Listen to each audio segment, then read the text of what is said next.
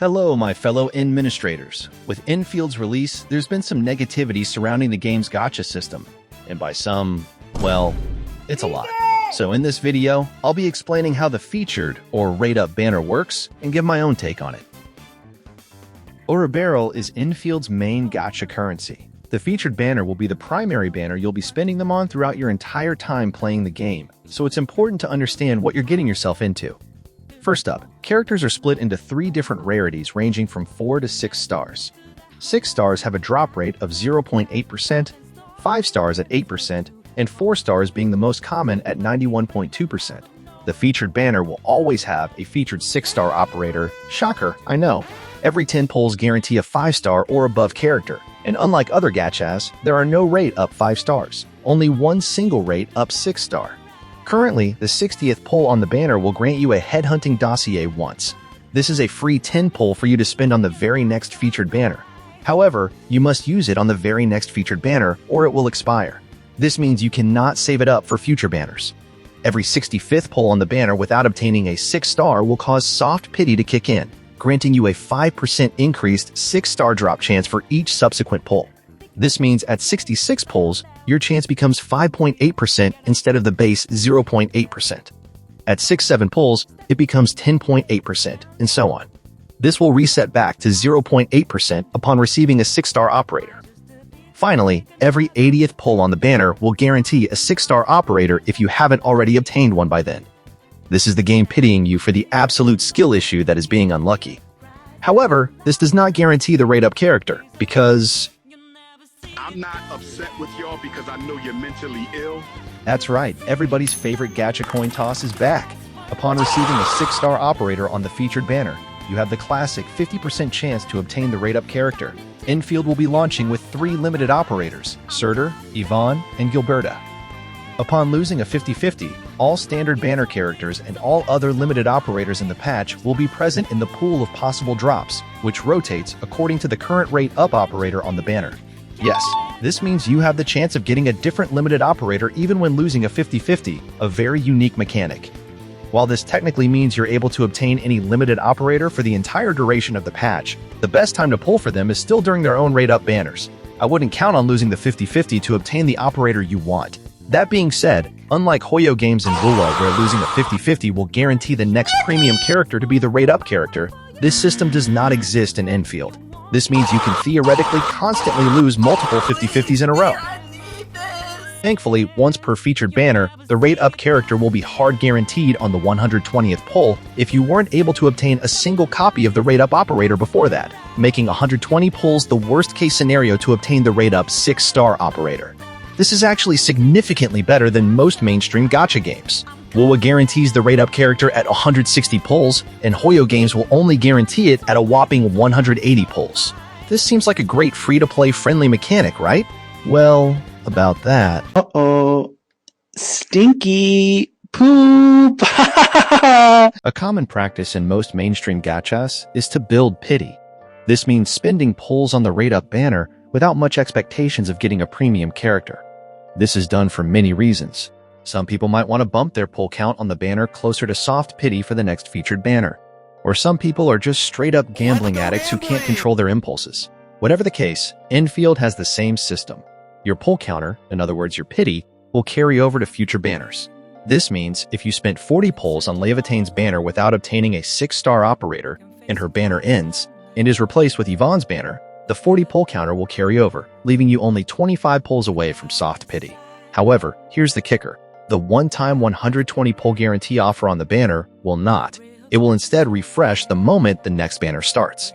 This means if you spent 119 pulls on Levataine's banner without obtaining a single copy and the banner ends, well, too bad, you have to pull another 120 times to guarantee the next rate-up operator, which in this case is Yvonne.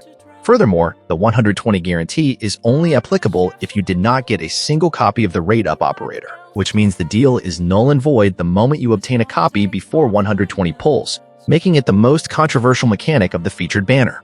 Throughout heaven and earth, I alone am the honored one. When pulling for duplicates of the rate-up operator, you are guaranteed to obtain a token of the rate-up operator on the 240th pull. The token you obtain essentially serves as a dupe for the character and is completely separate from the pity system. This means even if you got the rate up on your 240th pull, you'll still be given the token for the rate up, making it technically possible to obtain 2 dupes in 1 pull. This is commonly known as a spark system. That being said, you will have to spend another 240 pulls to obtain another token of the rate up operator. This means between the 240th and 480th pull, you can lose every single 50-50 and only obtain the 3rd copy of the rate up operator through the spark system. While this is highly unlikely, it's still a possibility to consider. Let's now compare the required pull count to completely max out a premium character in Endfield to other gacha games like HSR.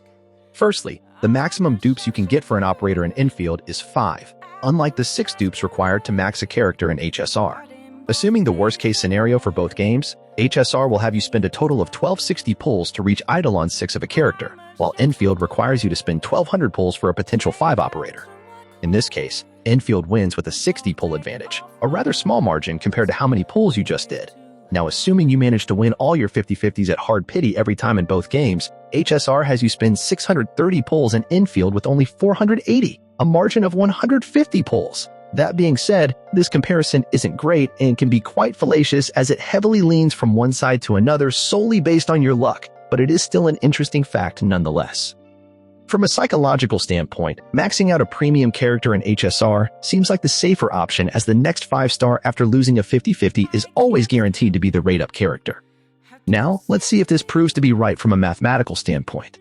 I highly recommend checking out MooseOnCaffeine's video on this topic as he programmed a gacha simulation for each game just to test this out. The link will be in the description below. He does simulate Genshin's gacha system in his video instead of HSR's, but it doesn't matter since they're exactly the same. Classic Hoyo moment. According to his findings, after pulling 100,000 times back-to-back, Genshin yields a total of 1417 premium characters, 936 of which is the rate-up character. In Endfield, he managed to obtain a result of 2092 6-star operators, 1226 of which is the rate-up limited character, plus a further 272 other limited characters because, mind you, you can obtain other limited characters even when you lose your 50-50s in Endfield. When combining the two values together, the acquisition rate of any limited character is 71.606%. Assuming MooseOnCaffeine's data can be trusted, this is an extremely interesting finding. While on one hand, Endfield's acquisition rate of a rate-up character is about 8% worse than Genshin's in 100,000 pulls, it is also about 5% better in obtaining any limited 6-star. That being said, you're ultimately pulling on the rate-up banner for the rate-up character, so based on the data, Hoyo vs. Gacha system is slightly better than Endfield's only when pulling for dupes. That being said, unlike HSR, pulling dupes for a character in Endfield is not as impactful, which is a severe understatement. The only notable dupe currently is Ardelia's potential one, while the others are all just minor stat buffs, nothing game-changing. However, this can always change depending on Hypergriff's business decisions, so I'm praying for the sake of all administrators, please Hypergriff, don't pull a Honkai scam rail on us. You know what's crazy is that low taper fade, meme is, dude, it is still massive. Now for the recap. Excluding the game's launch benefits, the rate-up banner in Endfield costs 500 Ourobarrels per pull, rewards you with a free 10 pull for specifically the next rate-up banner at 60 pulls, a soft pity starting at 65 and a hard pity at 80, a once-per-banner offer of guaranteeing the rate-up operator at 120 pulls if you did not manage to obtain a copy by then, and a guaranteed rate-up spark system every 240 pulls. Also, I forgot to mention that every 30 pulls you do, you'll be able to perform a free 10 pull. However, this 10 pull will not be counted towards your pity. It's just a quality of life mechanic to increase your chances of getting a 6-star before hard pity. It's a shame it doesn't help with building pity, but it is what it is. Base pity does carry over, but the pity for the 120 pull guarantee does not as it refreshes every banner. My pulling recommendation is similar to every other content creator. You should only pull when you have 120 pulls or more saved up. It is heavily, and I emphasize the word heavily, discouraged to pull without having 120 pulls, as firstly, you're wasting crucial pulls to build up the 120 pull guarantee for the next banner. And secondly, the unique 50-50 system means you can get absolutely shat on.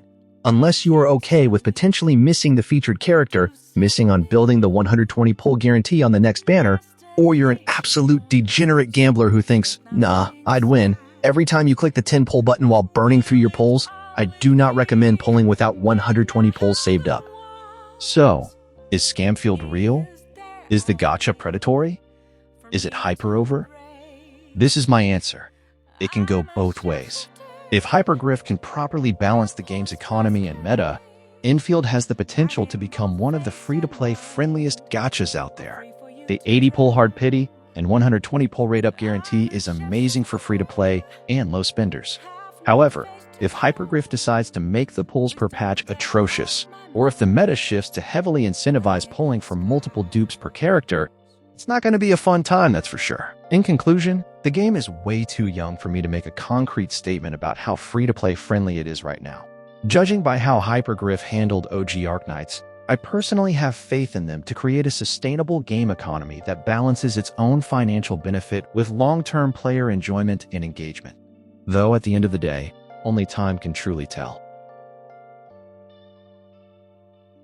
And that's all that you need to know about the Rate Up banner in Endfield. If you're still watching and haven't died from an aneurysm yet, please consider subscribing to my channel. There'll be much more Endfield content coming soon, so please give me a sub and support this absolutely washed content creator. Thank you for watching, my fellow administrators, and I'll see you soon.